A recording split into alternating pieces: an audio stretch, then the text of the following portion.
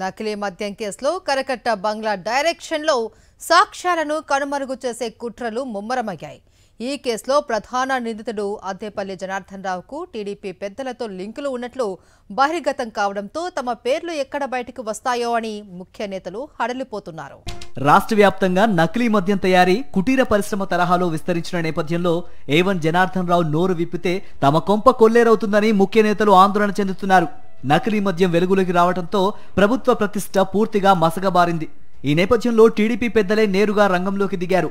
జనార్దన్ రావు తమ డైరెక్షన్లో లొంగిపోయేలా డ్రామాకు తెరతీశారు. ప్రధానంగా నకిలీ మద్యం వ్యవహారంలో కరకట్ట బంగ్లాకు నెలవారీగా కోట్లాది రూపాయల ముడుపులు వెళ్లినట్లు అనుమానాలు వ్యక్తమవుతున్నాయి.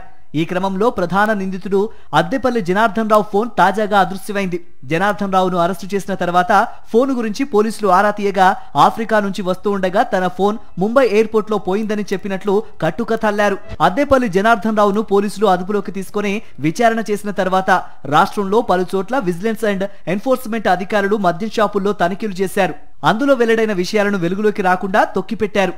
దీన్ని బట్టి కరకట్ట బంగ్లాతో పాటు పలువురు టీడీపీ నేతలకు ఈ వ్యవహారంతో సంబంధం ఉన్నట్లు స్పష్టమవుతోంది.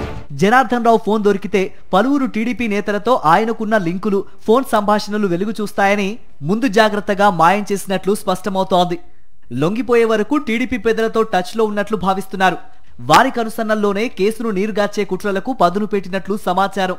విదేశాలకు వెళ్లే సమయంలో మైలవరం ప్రజాప్రతినిధి బావమర్దికి అద్దేపల్లి జనార్దన్ రావు చివరిగా ఫోన్ కాల్ చేసినట్లు ప్రచారం జరుగుతోంది.